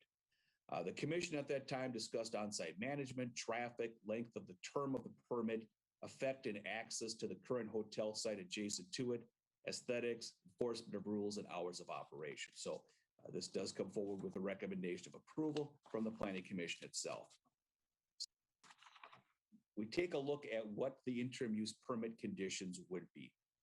We have a restriction on the site based upon the type and age of facilities. What we term a type A motorhome and travel trailers would be the only thing allowed on the site. So this gives a definition of what those are. This is from the settlement agreement. A Class A motor coach is located here on the left. These would have to be at least 20 feet in length and no more than 15 years of age. Those travel trailers are located on the east. On the right side of this, same provision on that, at least 20 feet in length and no more than 15 years in age. As far as where those would be located on the site itself, there would be certain provisions that the front sites here could be used for motor coaches itself, and that travel trailers would be allowed in other places along the site. The term of the interim use permit would be 10 years. The applicant would have the right to renew that for an additional 10 years. There's certain deadlines within here for construction of the facility and commencement of the facility. So construction would need to take place by September 1st of next year and commencement of the operation by November 1st of 2022. Also, there's also language in there related to violations, what happens when they occur, if they occur, expirations of revocation of the interim use permit. These rights would not be non-conforming on the site, and there would be a site manager. The site manager would be a position that already exists within the existing Hastings Terrace, which is also owned by the applicant, and would do a duty over here to manage this park as well. So those would be the terms of the operation itself. There would also be some limitations as well on the amount of time that vehicles could be on the site. On the Vermilion Street site, these 4 sites here, they could be only occupied by motor coaches only, and occupancy would be limited to no more than 30 days in a 90-day period. Other sites on here, these would be open to motor coaches and travel trailers, the remaining sites, and those would have a longer length of time of no more than 120 days in a 180-day period. So that is the application before you tonight, and I can stand for any questions that you may have. I'll also note that the applicant, Mark Lambert, is also in the audience. Thank you. Any discussion, council? Councilmember Lightfeld. John, just 2 quick questions back on that map that you showed. Is the entrance to the hotel those 2 streets on the opposite ends of the motor coach park? Is that how they get in and out of the motel as well?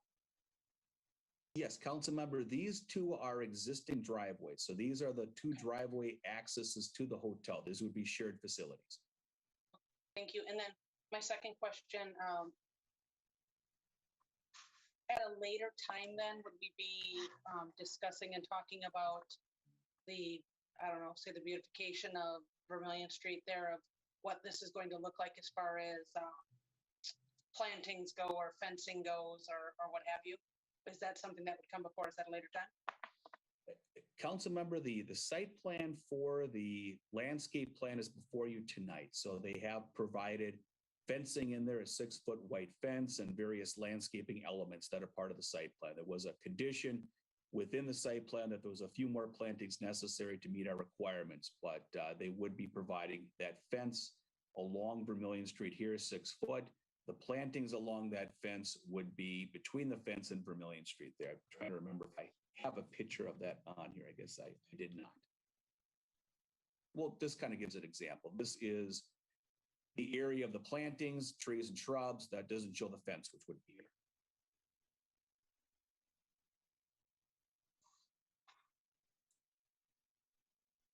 Discussion, council.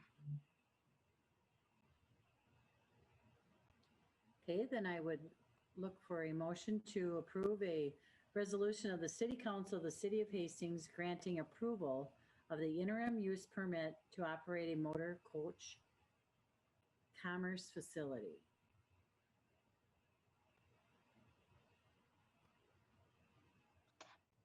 Looking for a motion. I feel as though this will be a hard motion for any of us to put our names on.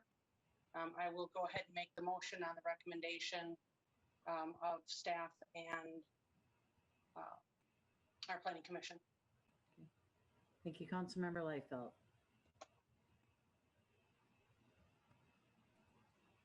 Second. Seconded by Councilmember Vaughn. Additional discussion, council? Clerk Henderson, please call the roll. Your Honor. Oh, Your Honor. Member Liefeld? Thank you. Can I ask City Attorney Corey Land, since I just made this motion and Councilmember Vaughn just seconded it, and we're all about to vote. We've been around on this particular topic for quite some time. I'm going to say it out loud, and then you're going to tell me whether or not I can say it out loud. Is now an okay time for me to say something to the effect that this isn't something I wanted to see on Vermilion Street? However, based on the laws and the ordinances and all, this is not something I would be supporting if I didn't feel as though as a city our hands are tied on this particular topic. So I just want that said, that this is not something I support. However, I do understand the legality of it. So thank you, Your Honor. And if I could just offer, Your Honor, that was said perfectly. Thank you. Thank you, Councilmember Liefeld. Councilmember Brox. Yes, I think a constituent had emailed one of the public comments before the meeting, had said something to the effect of, are there no other ideas for this property? So I guess what I want to say to that is a lot of us opposed this when it came before us the first time we saw it, as Councilmember Liefeld just said, and we did that on the basis of the grounds of the Vermilion Street corridor and improving the look and feel of our corridor, which is very much a top priority of the City Council and something that we want to do. However, this is a private owner of a piece of property and this is how they want to use it. So we have limits on what we can do when someone wants to use their property in a certain way. So I will just add those comments to what Councilmember Liefeld has already said, in that this is a situation where we have to balance a private piece of property being used as the private owner would like to use it and the desires of the city to move forward with beautifying and improving the Vermilion Street corridor. And so this is the situation that we're in. It's, I guess that's all I have to say. Thank you, Councilmember Brox. Any other discussion, council? Okay, Clerk Henderson, please call the roll. Councilmember Vaughn. Yes. Councilmember Fulch. Yes. Councilmember Fox. Yes. Councilmember Liefeld. Yes. Councilmember Lund. Yes. Councilmember Brox. Yes. Mayor Fassbender. Yes. And that motion prevails. And now, council, I would accept a motion to approve a resolution of the City Council of the City of Hastings granting site plan for construction of a motor coach commerce facility. So moved, Your Honor, with the same statement as the previous. Okay, thank you, Councilmember Liefeld. Second. And Councilmember Brox is a second. Any additional discussion, council? Clerk Henderson, please call the roll. Councilmember Vaughn. Yes. Councilmember Fulch. Yes. Councilmember Fox. Yes. Councilmember Liefeld. Yes. Councilmember Lund. Yeah. Councilmember Brox. Yes. Mayor Fassbender. Yes. And that motion prevails. John, you have worked long and hard on this, and with Dan. Thank you for your continuing to help us see what sight and visionary that we have, but sometimes we just don't have all the answers. So, and as Councilmember Liefeld said, this wasn't our first choice, but you worked really hard with Mr. Lambert to have a balance for him and as best as we can for our city. Thank you, Mayor. Thank you. Your Honor, Your Yes. Honor, I'm not sure. Can I make a quick comment to your remarks? Yes, I think this is a perfect opportunity too for the owners to step up and prove us wrong. I think they've got a wonderful opportunity here to make something out of this, and we obviously as a council want our businesses to succeed, and we certainly I certainly would not wish that they don't. I just would love to see them take this opportunity to make this something beautiful, because we all know that fence isn't doing it for anyone. So that being said, even though we seemed a little, at odds here, I think we can all wish them success and a healthy relationship with the city. Thank you, Anna, for letting me. absolutely. Thank you, Councilmember Liefeld. Under administration tonight, we have an appointment of Kelly Murtaugh as Assistant City Administrator, Human Resources Director, Dan Waticha. Thank you, Mayor. I'm excited too, and I can understand wanting to skip ahead on the agenda. This is good news. We had 46 applications for this position. It went through a couple of different panel interviews, leadership assessment, one-on-one interviews with myself, interviews with the administration committee, council members Lund, Fox, and Liefeld, and recommending that we appoint Kelly Murtaugh to this position effective this Wednesday, the 19th. She has a different background. She's served in a number of different executive roles, often dean, vice president type positions at Dakota County Technical College, Metro State, St. Paul College. So really impressed with the leadership skills, results-oriented positions that she's had, and an emphasis on strong relationships in each of those roles too. But so she's got these great transferable skills, able to do the job. But the other piece that I'm really excited about is it's not the typical city hire.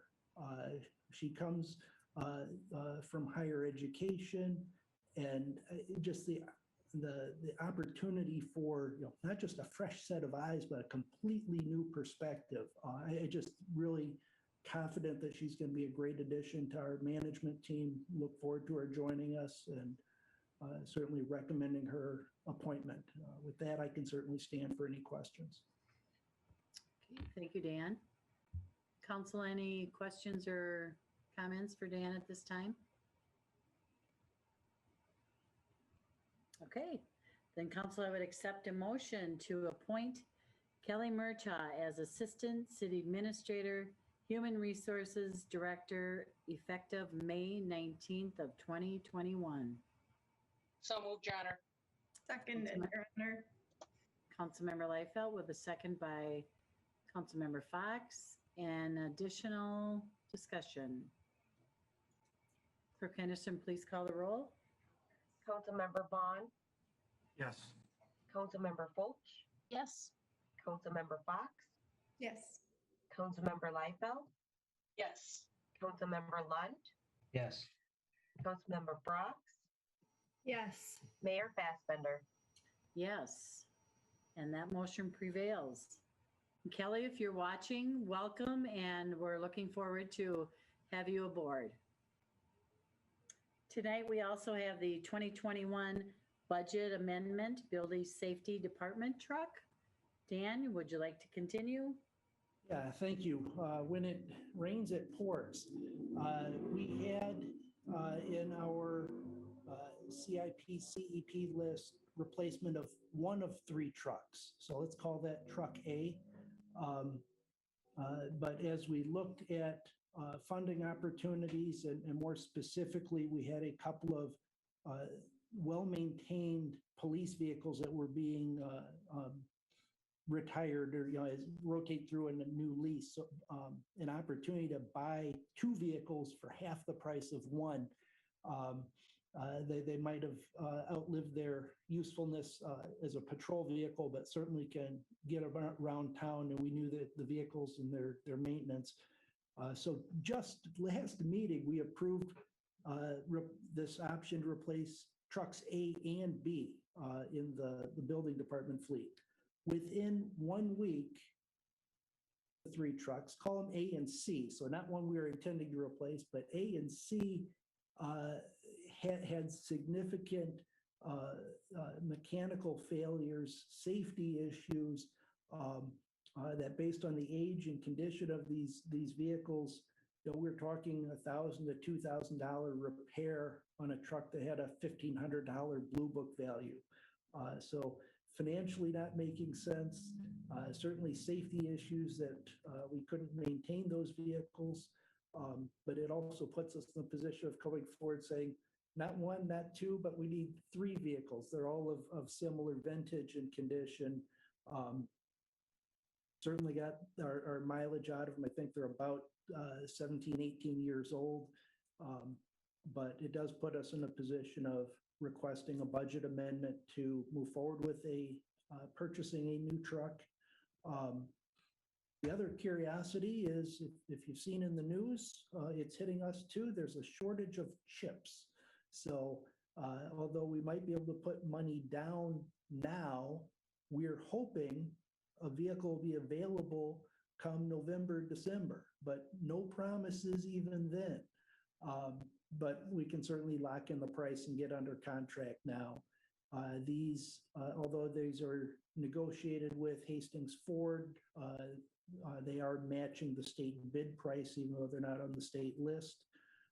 2 options before you, one a conventional vehicle for just under $32,000. The other would be a hybrid vehicle for about $39,000. We looked at a number of different options, but narrowed it down to these 2 to present to you tonight. Staff's recommendation is the cheaper of the 2, the conventional vehicle. The upcharge and the amount of driving needed to pay that off does not make sense to us on a vehicle that doesn't do a lot of driving. If it was something that was much more heavily used, those numbers would be more attractive. But in this case, we're recommending the conventional vehicle to council. With that, I can stand for any questions. And if John Hinsman's still here, building department reports to him, he could potentially emphasize the safety needs for this too. Thank you, Dan. Council, any comments or questions for Dan or John? Councilmember Fulch. Thank you, Your Honor. I'd like to know how it is you got the pricing for the 2021 F-150 hybrid. The Lightning doesn't actually get released until this Wednesday, where all the details are being provided by Ford. And so I'm not exactly sure where it is that you got the pricing information and all the details about that particular vehicle where you feel comfortable in providing a recommendation on it. Those were off of the state bid, as well as talking with Hastings Ford. If there's something that's coming out Wednesday, maybe that's the 22s. Well, the vehicles haven't been released yet. Ooh, you're talking about an electric vehicle, correct? No, this is a hybrid. The electric vehicles that we researched were about double this price. They're close to $70,000. So what is it that you mean then in that it's a hybrid? What? It is both gas and electric. Right, that's an electric vehicle then. Where it's a hybrid. If it does both, where it does EV and it does this, and so you're saying that there currently is a hybrid that's out there, and so on Wednesday it's the full model electric EV. That's I don't know what you're looking at on Wednesday.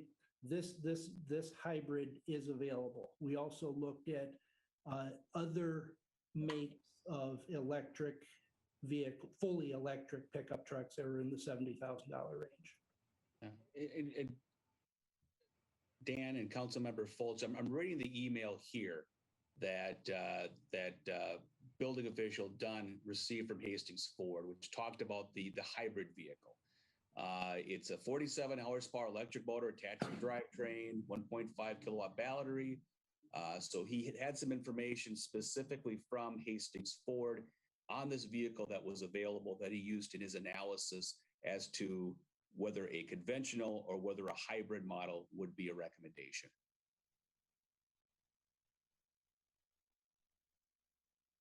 All right.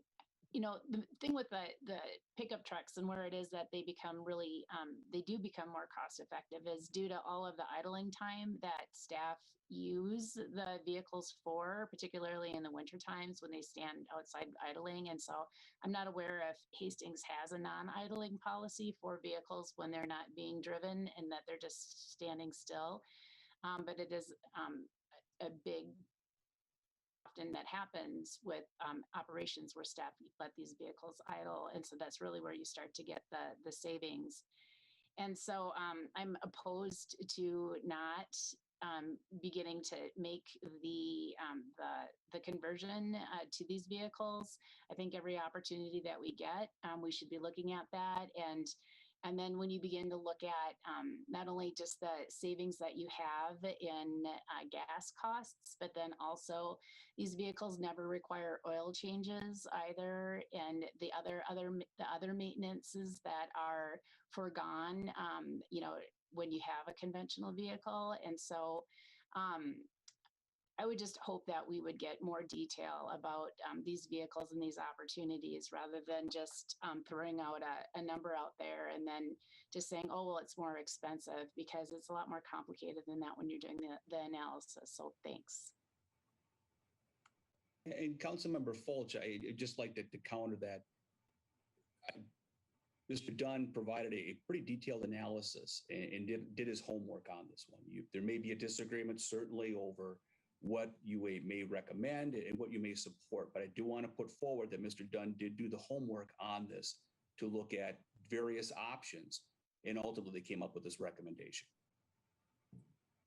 Sure, I understand that, but I think from a policy perspective, we need to be more proactive in beginning to make a conversion with our vehicles. And so I think that there's more than just a cost savings, and then to have that detail, I think that would be a nice thing to have so that we're actually looking at that. But there's also a policy piece where we need to begin as a society as a whole and being community leaders and setting an example about how it is that we need to be more proactive in converting our fleet, and not just because, you know, what our operational needs are, but more on a societal need to be more proactive in eliminating greenhouse gases, because in Minnesota, transportation is, you know, #1 right now and leading to greenhouse gases. And so there's other pieces to it than just the immediate practicality over the price, the immediate price. Thanks. Thank you, Councilmember Fulch. Councilmember Lund. Thank you. I think I brought this up when we had a fire vehicle that we were looking at. I respect Councilmember Fulch's viewpoint, and I see where you're coming from. We need to, at some point, finally do it instead of talk about it. If this was a bid for like a hatchback or something, there's a million, no, not a million, but there's a lot of choices right now for fully electric and then also hybrid options. But we're talking about a pickup truck here, and to say that we're not being proactive, I think is wrong. I mean, there's only a couple of actual pickup trucks that are fully electric right now. And they're like not what we're looking for either. You know, Dan said they're 70 grand.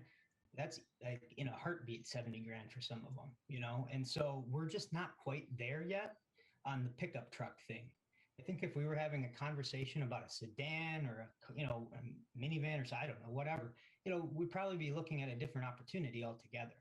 So, you know, the fully electric thing just isn't, we're not there yet. And you know, maybe in a year or two we will be, and we can embrace it at that point in time. And I encourage us to, but I think it's to say that we're doing a poor job here at trying to be proactive is not necessarily accurate, especially considering that they've looked through the options, and you're talking about something that's about to be released and whatnot. We need need to decide on something now, and we have the options available to us now. These are production units. So all due respect, because I'm all about it when it makes sense, and not to be the last one to the party, but to do it when it's not the right product, just because it has the right engine, I don't think makes sense. So I'd be willing to look at this hybrid version. I don't think the price difference is all that much if it's a step in the right direction. But if you don't think it makes sense and you think it's electric or nothing, then then I don't know if this really gets us there either. So Thank you, Councilmember Lund. Councilmember Brox. Thank you, Mayor. I've had a series of Fords, so I'm pretty familiar with the way they have them structured. So I don't want to lecture anybody or try to educate anybody. But since I've had a hybrid and a chargeable hybrid and a regular Ford, they are all different. And I think, Tina, what you're referring to, Councilmember Fulch, is a full electric truck, which you're saying is not out yet. And you're correct. I'm sorry. You are correct. Yes. Totally correct. Yes. Thank you for correcting me. Yes. Thank you. No. So the hybrid is basically has twice as many. It has an electric engine and a gas engine, both. When I leased my hybrid and I had the chargeable hybrid, it had twice as many components in the engine. And some people, it's getting there. Technology is advancing and it's getting better. Some service people advised me when I was looking at my car that it might not be opportune moment to do a hybrid like that, because it is running off two engines that switch off from each other. So it switches between an electric motor and a gas powered motor. So the nice thing is you always have a backup source of energy, but it can have twice as many opportunities for failure. I didn't have a bad experience with my hybrid. It was very good. But when I look at the analysis here and I want to trust staff, kind of like what Trevor was saying, I'm all in favor of electric vehicles and doing it where we can, but I also want to trust the people who are asking for the request, that they know what it is that they need. And they're looking at the numbers and they're looking at the available vehicles and they're making the best decision for how they're going to use it. And so I just want to trust that the building department and Mr. Dunn specifically has done that analysis, and that he understands our opinion that if we can convert any vehicles, we should, but where it makes sense. But maybe in this case, it doesn't look like it makes a lot of financial sense in this instance, but we will have opportunities in the future. So I'm just advocating for a balanced approach, and I do want to trust staff that they're asking for what they need and to put that trust in them, and to express our preference that in the future, as we have opportunities to convert vehicles to electric vehicles, that we are putting that on the table. And I know historically we haven't had these options like Dan has presented. We have option 1 and option 2. We can do either of those options. And so I appreciate that work was done. And John specifically thanks to Travis and for doing that analysis and putting those options on the table, because I think that is the responsible thing to do. So I appreciate it. Thank you, Councilmember Brox. Additional discussion, Councilmember Patel. Thank you, Honor. So first off, Dan, when you said something about 2 cars for the price of half a car, I'm going to age myself, and I immediately thought of if Yugo made a pickup truck. For those of you who remember the Yugos, right? They sold for $4,000. And looking at these numbers, and I don't know a darn thing about this, but I'm all for working in that direction. The 2022 Cybertruck by Tesla starts at $39,000. I don't think it's practical for what the city's going to use a pickup truck for, but clearly they are working on getting this within our budget. So I look forward to staff bringing these recommendations forward, and I agree, Travis, excellent job putting together information for us. And to Councilmember Fulch, completely agree that this is the direction we're going. And unfortunately, at this particular moment, I think this is the spot where we have to stop and say, okay, I'm all for the hybrid version to get that started. But then when we look at all of the maintenance that our maintenance department does themselves, to all their vehicles. The reason these vehicles last 15 years, I'm guessing, is because of the staff, right? And the way that they're treated and the way they're maintained. And that does give me question down the road of how they're going to do that with electric vehicles. Okay. You know, do we have anyone who's going to be able to do the maintenance on whatever the maintenance is? So I fully support this at this time and am very excited to see future options. As we said, maybe not in pickups at this time, but definitely in the cars that we use around the city. So thank you for your time. Thank you, Councilmember Langfeld. And I do think we all are trying to get there. So I do appreciate Travis's work. I saw him and I applauded him for working local too. So I think that's important for our community as well. So more to come for electric vehicles, Councilmember Fultz. So I would look for a motion. I'll make a motion to approve, Your Honor. Councilmember Brox. I would approve the staff recommendation, option number 1. Okay. Thank you, Councilmember Brox. And second motion by Councilmember Lund. Any additional discussion, Council? Clerk Henderson, please call the roll. Councilmember Vaughn. Yes. Councilmember Fulch. No. Councilmember Fox. Yes. Councilmember Liefeld. Can I ask a point of clarification, Your Honor? Option 1 being fully gas. Is that how I'm reading this? Conventional. My vote is no, Your Honor. Councilmember Lund. Yes. Councilmember Brox. Yes. Mayor Fassbender. Yes. And that motion prevails. Thank you. Again, John, pass on that we appreciate Travis's work during this at an urgent moment, if you will. So Will do, Mayor. Thank you. thank you. Tonight also before us, we have the 2022 budget process and timeline. Dan, would you care to continue? Yes, Mayor, just really quick, this really is just informational. Right. If you look back the last couple of years, the second council meeting in May, hey, that's tonight, is when we've had the workshop with the city council looking at current financial position, what we're anticipating in the coming year, and set some of those initial direction guidelines from council on the front end of starting the budget process. This year, with tight schedules and trying to continue with the strategic planning, it's taking up, obviously, this evening, and we'll pick up again in 3 weeks, some of these workshop timeframes, which puts us at the city council workshop that we normally would have had tonight won't be for a month, June 21st.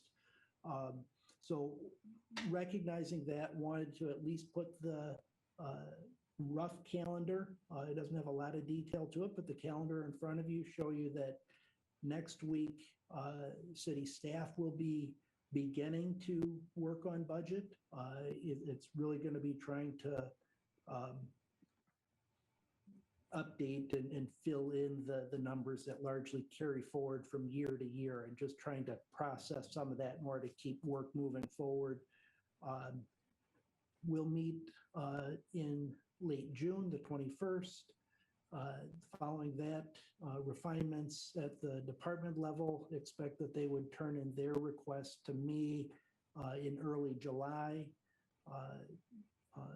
Over the month of July, would have a series of meetings with the department heads as well as the full management team, and make my budget recommendation in August, at which point we hand it off to Finance Committee to have meetings it deems necessary in August, and additional refinements and recommendations to bring it to council in September. There are some statutory deadlines in September, as well as November, December, with the expectation we would adopt the final budget the last meeting of the year, December 20th, but some of these dates could be flexible with special meetings or other options, but it falls in line with, despite sort of the late start on the front end, it all falls in line and quickly in the first month and a half catches up with the regular schedule. So wanted to get that before you if anybody was looking at calendars and realizing we're a month behind. One aspect's a month behind, but other parts we're moving forward timely. With that, I can stand for any questions. Okay. Thank you, Dan. Any questions, council? Any announcements, council? Wait. Councilmember Fulch. I'm sorry, I didn't raise my hand fast enough. And so Sure, sorry. in regards to the budget conversation. And so when are we going to be getting together then as the finance committee? We won't, it just says August, kind of open-ended. If we could please nail down a date so that we can get summer vacations scheduled. That would be a nice thing to do. And then to have some conversation before we go into the finance committee meeting as to some base understandings in the finance committee meeting we had the other day in regards to EAB. We did have some preliminary thoughts about that. I would just hope that we have some opportunities to provide some guidance before we go into that, since we're going into the whole process so late into the, oftentimes it just kind of feels like we're a rubber stamp. And so that really discouraging as an elected official. And then the last thing I wanted to bring up, which was an announcement, is just that Governor Walz has now the opportunity for local governmental entities to make requests for bonding initiatives. And so I had mentioned this in the earlier council workshop. And so for whatever reason, Hastings hasn't been putting in bonding initiatives to get on the governor's approved list. And so we were just really fortunate that for instance, with the City Hall and the 316 projects, that we were able to have our House and Senator be successful in moving things forward. So it sure would be nice if we could also be on the governor's list, but we haven't had that conversation as to what would be bonding requests for the city. In our previous conversation, we brought up about how Mayor Hicks, his last major initiative was a trail to go from the city of Hastings down to Red Wing, and how some other, like the counties, the Dakota County and Goodhue County, and perhaps the city of Red Wing would be interested in, continuing to move forward with those things, since they're on long-term, long-range vision plans. And so just to circle back to that, what are our legislative bonding requests? Because I don't think that we have anything in the queue if we're going to be doing any planning, long-term planning. I'm not aware of, so thanks. Thank you, Councilmember Fulch.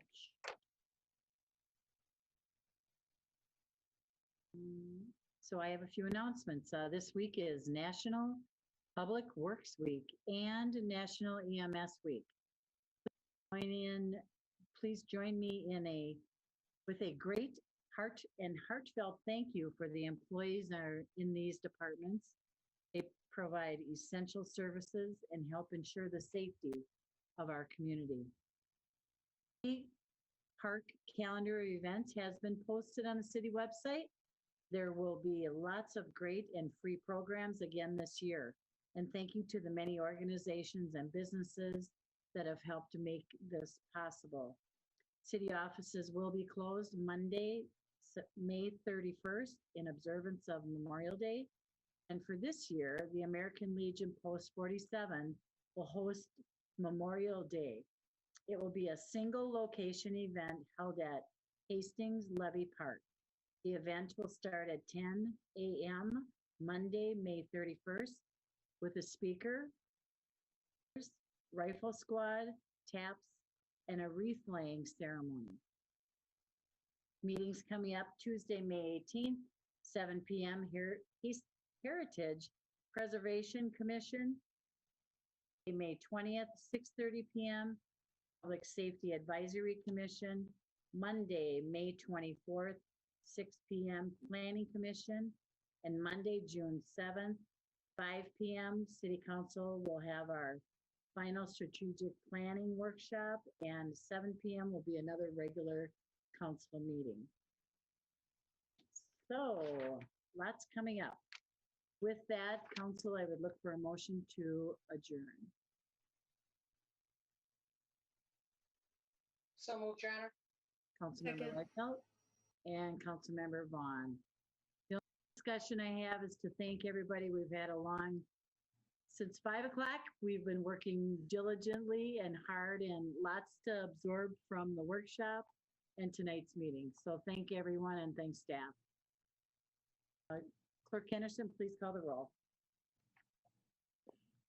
Can I ask for clarification of who seconded that? That was me. Yep. Councilmember Brooks. Okay, thank you. Councilmember Vaughn? Councilmember Fulch? Yes. Councilmember Fox? Yes. Councilmember Liefeld? Yes. Member Lund? Yes. Councilmember Brox? Mayor Fassbender? Yes. And that